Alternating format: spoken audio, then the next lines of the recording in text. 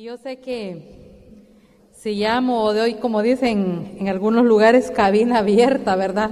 No nos vamos en esta noche, pero miren, hermanos, necesitamos dar testimonio de la palabra de nuestro Dios, cómo Dios ha sido evidencial en nosotros y cómo Él nos ha mostrado su gloria.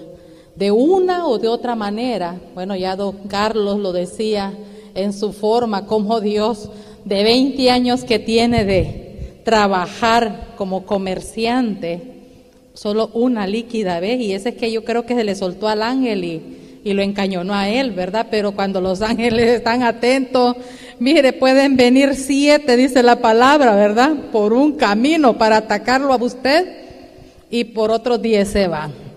Pero usted queda libre de eso. Vamos al final estar orando por los jóvenes que ya algunos han partido, como decía, otros están en camino y la mayoría se inicia el 3 de febrero y van a ser ellos los que van a arrebatar la bendición que ya ha sido dada, porque depende de cada quien, como decía Edgar en una de sus palabras, depende de cada quien hacer que esa palabra se desate para bien en nosotros. Leíamos, vamos a irnos al libro de Juan, uno de los evangelios, en el capítulo 6,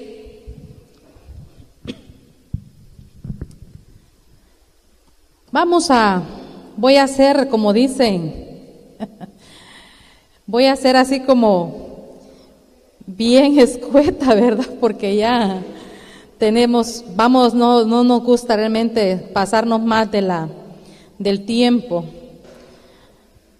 Queremos bendecir a los jóvenes y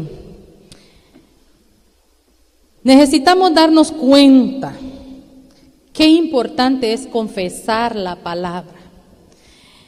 Créame que hay semanas que son bonitas, gloriosas y qué bien, amén, gloria a Dios.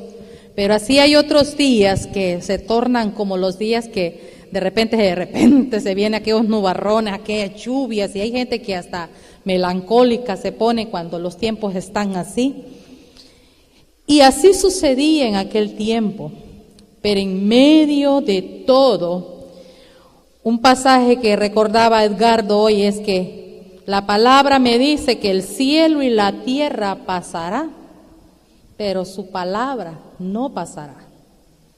Y cuando usted en todo tiempo, no solamente en tiempos difíciles, en tiempos buenos, ya decían los hermanos que daban testimonio, yo doy gracias porque Dios ha sido fiel. Y en todo tiempo, nuestra palabra, la palabra de Dios, debe estar en nuestra boca. Donde quiera que usted vaya, su personalidad debe hablar la palabra de Dios. Si su boca no se abre, por lo menos usted como hijo de Dios debe hablar por sí mismo. Si la palabra dice que en los tiempos cuando Pablo y los discípulos andaban predicando, dice que la sombra de ellos obraba milagros. ¿Qué significa eso? Que usted va aquí y su sombra que va a un lado va haciendo milagros. De repente, imagínense qué susto nos llevaríamos nosotros, que usted va por la calle y de repente alguien que esté ebrio se levante, o alguien que esté de repente se cayó por un ataque, una enfermedad, que sé, y que usted vaya pasando y que esa persona nomás se levante y diga, gloria a Dios, soy libre. Yo no sé si usted va a salir corriendo o se va a regresar y le va a decir qué le pasó. De repente vamos a salir huyendo. Pero cuando nosotros sabemos que la palabra de Dios, como dice ahí, es vida y es vida eterna, esto no pasará, hermanos. Usted y yo necesitamos hablar el lenguaje del reino. Y el lenguaje del reino a mí me dice que si yo soy débil, entonces yo soy fuerte en el Señor. Amén. Si hay una dolencia en mí, la palabra me dice que hay sanidad, porque aquel que vino murió por mí y llevó mis enfermedades al madero. Y aún más, si usted lee todo el capítulo, y por cuestión de tiempo no lo voy a leer, porque si alguno ya lo vio dijo, wow, hoy no nos vamos, son más de 70 versículos. Lo que le hago mención, usted que estudie en casa y léalo, va a ver cuántos acontecimientos hay en ese capítulo, donde dice, y comienza el capítulo diciendo que una vez que Jesús vino del otro lado, al otro lado del mar de Galilea, ¿hacia dónde? Hacia Tiberia. Le seguían solamente 5 pelones. No, dice una gran multitud, porque veían señales que hacía con quienes, con los enfermos. Y al día siguiente, o sea que no solo vino, se fue a comer empanadas por ahí y siguió su viaje. No, él vino a hacer y a cumplir la palabra.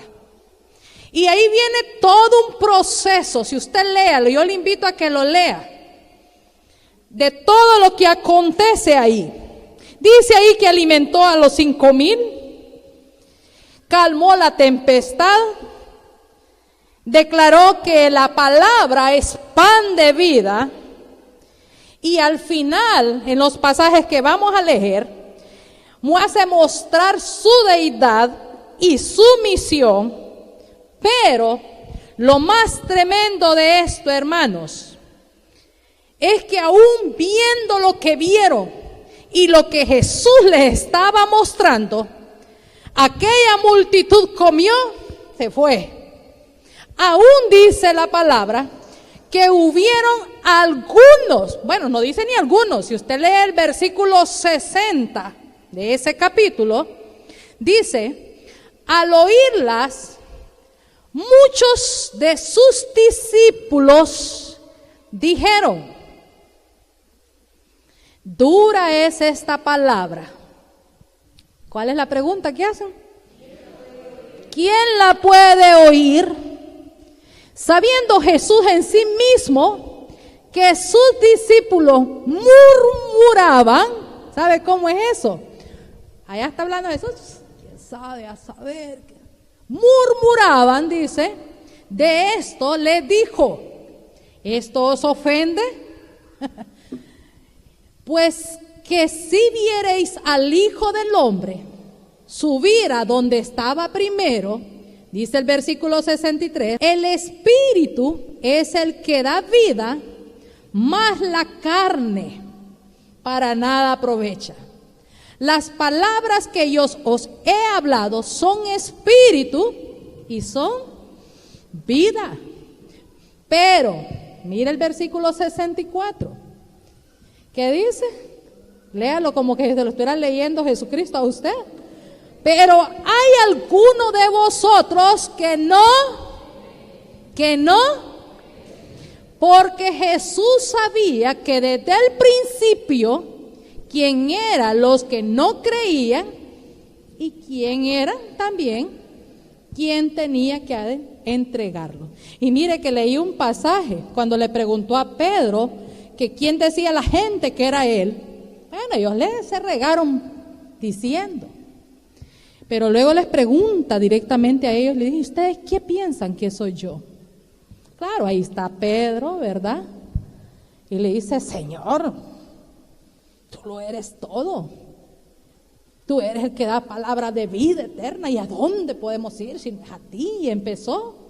Y mire, 4 pasajes después, óigalo bien, 4 pasajes después Jesús le está diciendo, primero lo elogia y de hecho le da un galardón, un regalo a él.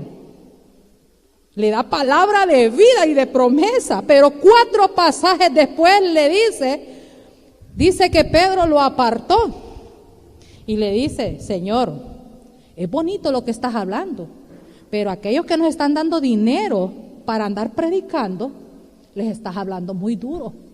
¿No crees que te pongas blandito? Y mire, fue cuando ahí le dijo, quita de aquí, Satanás, porque eres mi piedra de tropiezo. 4 pasajes después, usted léalo, le está diciendo eso. ¿Cómo nosotros hubiésemos reaccionado? Piense por un momento y vea al que tiene a la par, ¿cómo hubiera reaccionado tú? Que el Rey de Reyes te dijera de esa forma. Mira el versículo 66 al 51. Y desde entonces muchos de sus discípulos, ¿qué dice? Se volvieron atrás y ya no andaban con él. Dijo entonces Jesús a los 12, ¿queréis acaso iros también vosotros? Y le respondió Simón Pedro, Señor, ¿a quién iremos? Tú tienes palabras de vida eterna, y nosotros hemos creído y conocemos que tú eres el Cristo, el Hijo de Dios viviente. Jesús le respondió, no os he escogido yo a vosotros los 12. ¿Y qué dice la última parte? Y uno de vosotros. En otro dice, en otra versión que busqué dice, y uno de vosotros me ha de entregar. O sea, Jesús ya sabía. Pero aún yo pienso que si Judas se hubiera arrepentido y hubiera dicho, Señor, mira, es cierto, yo te recibí money, pero aquí está. Yo estoy más que segura que Cristo lo hubiera perdonado, pero no lo hizo así. Pero Jesús tenía claro esto. ¿Qué quiero decir con esto, hermanos? Mientras Cristo nos da salvación y quita el pecado de nuestras vidas y trae libertad a nuestra vida, trae salvación, trae gozo, consuelo y hace que el temor y el abatimiento huyan a causa de nuestro arrepentimiento, ¿qué más nosotros podemos esperar? Como les preguntó aquí a los 12, si ustedes quieren, váyanse. Son cositas que a veces necesitamos. ¿Cómo le vamos a responder nosotros a Dios? Aun cuando miles vieron prodigios y milagros de lo que Cristo hizo, dice la palabra que nosotros somos más que bienaventurados, porque sin verlo a Él, sin andar en Él como nos vemos nosotros aquí, le hemos creído. Y usted todos los días en su casa declara la palabra de Dios cuando sale, como decía don Carlos, cuando entra, cuando viene de tal lugar o cuando va a desatar algo, es porque vemos la fidelidad de Dios. ¿Cómo nosotros vamos a responderle a nuestro Cristo? Dios nos ha dado palabras. ¿Cómo usted está tomando esa palabra de vida? Y miren, la palabra es vida. Y se los expreso de una manera porque cuando usted está afligido y angustiado, muchos nos encerramos, nos acongojamos, nos atribulamos. Yo soy una que mi cabeza se extiende más grande porque la presión es tan fuerte. Porque hay momentos como que a uno se le olvida a dónde tiene que ir. Y cuando uno empieza a desatar la palabra y usted comienza a agarrarse de las promesas de vida y usted comienza a declararlas y usted comienza a rumiarlas como hace la vaca cuando come, rumiar eso, mascar y mascar y mascar hasta que el alimento fluya o se embulla hacia adentro. Necesitamos declarar con fuerza la palabra de Dios y esto va a traer vida a nuestra alma. Filipenses 2:16 dice que debemos ser asidos de la palabra. ¿Qué es asidos? No ácidos como que usted muerde un limón y se le arrugue toda la cara. No es ácido, ácidos. Significa coger con fuerza, especialmente con la mano. Vea usted sus manos. Tomar, agarrar cosas ¿con qué? Con la mano. Eso es asidos. Y Filipenses 2:16 dice, asidos de la palabra, o sea, arrebatar con la palabra, coger con la palabra. Cuando usted está atribulado, hace poco fuimos a orar un grupo de hermanas por alguien que le dieron un diagnóstico de muerte. Y yo le preguntaba a la hermana, ¿y por qué no la dejaron allá donde estaba para que le hicieran el tratamiento, el mismo tratamiento que le van a aplicar aquí, se lo hicieran allá con más suavidad y el mismo resultado iba a tener? Pero lo que más me asombró fue que la persona vino del extranjero dispuesta a morir. Y empezamos nosotros a decirle, créame que yo he estado orando por ella, diciéndole que aquellas palabras que se le leyeron, que se le dijeron, hubiesen sido y sean más fuertes que el diagnóstico que el médico le dio. Sea cierto esos diagnósticos que nos dan, nosotros tenemos que poner la palabra. Y eso es palabra de vida. Necesitamos coger con fuerza. No es que usted va a agarrar la Biblia y la va a romper y me la voy a comer y vaya a hacer que le empache por el papel que se coma.